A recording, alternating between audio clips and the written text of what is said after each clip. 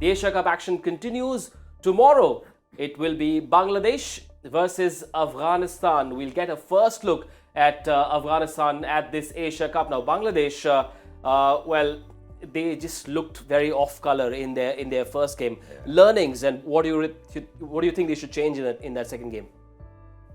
Which is the toughest rivalry in the Asia Cup? Is it India versus Pakistan, the most emotional rivalry? Is it India versus Pakistan or Bangladesh versus Sri Lanka? Sri Lanka, the Nagin Derby. Yeah, but Bangladesh never came there. Yep. It was, I mean, Sri Lanka were far too good. I like the way the Sri Lankan side is emerging, but Bangladesh need to get their act together with a lot of their younger players. There's a lot of young players in this Bangladesh side who've been fast-tracked. They played the Under-19 World Cup 2 or 3 years ago. They've been fast-tracked into the side because they're also suffering in injury problems.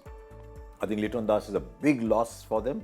Tamim Iqbal, you don't know why Tamim Iqbal finds different reasons not to play. Sometimes he's retired, sometimes he's injured, but at the moment he's injured. So they've got all these youngsters in. My concern with them is that the younger players who show a lot of promise are not then going on to become good players. And so when there was a replacement, they've had to go back to Anamul Haq, yes. Who played many years ago. Yes. So obviously it means there isn't a younger replacement coming in. Yep. But just as Shakib and Mushfiqur Rahim and Tamim Iqbal and Mashrafi Murtuza and all those players became very good players from the stage that they were, I'd like to see the Bangladesh younger players start to grow much quicker. It is a do or die for them because, only 2 games to play in the first round. They've lost their first one. They've got to win this one and win it really big. They called it the group of death. The absence of Liton Das and Tamim Iqbal really makes this batting look really brittle, doesn't it? Add Mahmudullah as well. I think he was somebody who was the mainstay of the middle order. So if you do look at their team, 3 of their key players are not around. Mahmudullah definitely not part of the squad at all or in the running for the World Cup. The rest of the team have been pretty solid. They had a really good run in the World Cup in the T20 because they found a way to win league matches as well, which they hadn't for a long time. So they are a team which you will hope will do well in the World Cup because they know the conditions better than a lot of other countries. But I do feel at this point of time, Afghanistan is playing slightly better cricket than them. Let's just put that Bangladesh team up again, just to validate the point that I was saying. You look at players like Mustafizur Rahman. By now, he should have been a wow player. He's just tapered off. He's plateaued off in life. Hassan Mahmood, he started to look good. I don't know where he is at the moment. I've not followed it that much. Afif Hussain looked a good player. He's not suddenly gone on to become a mainstay. Mohammad Naeem looked very good when he came to India. He's not gone on to become the player he should have become. The one player who's grown is Mehdi Hassan Miraj, who's grown from being a bowler who batted to being a bona fide all-rounder, now batting at 7. But other than that, they've not grown through. And I won't be surprised if Afghanistan put it past them because there's some very good players in that Afghanistan side. Changes. The debutant got out for a duck last game, but you'd want to give him another game at least, or not? If you're going to chuck people out after one game, then it's very hard on them, yeah?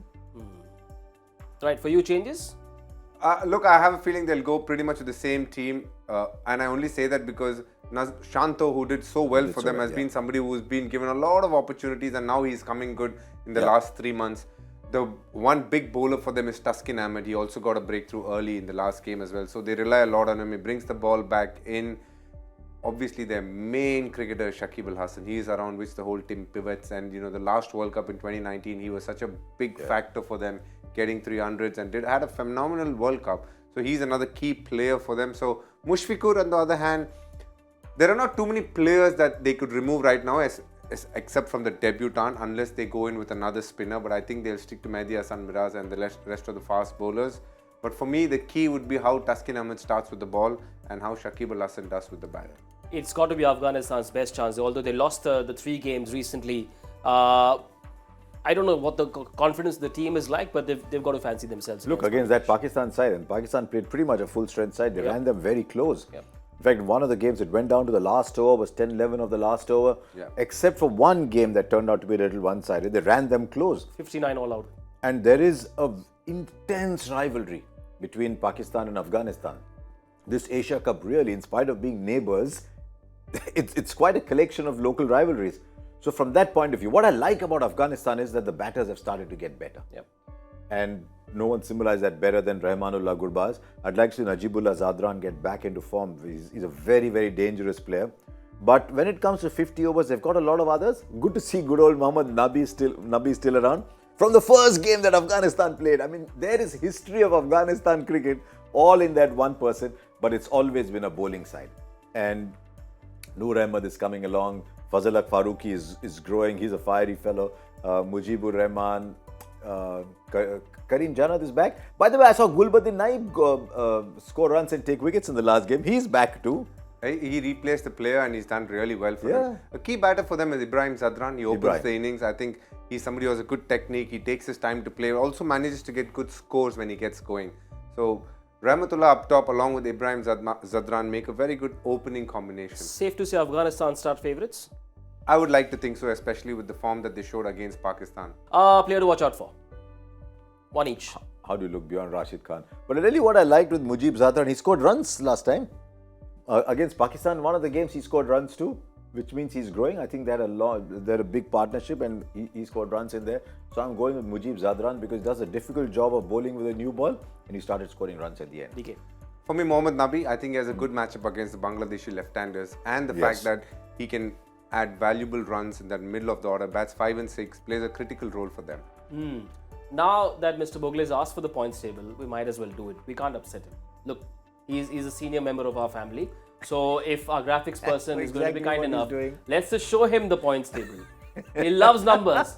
Let's put it up. It will come. No. It will come. Don't worry. It will come. It will come. Till then you can ask us. There it comes.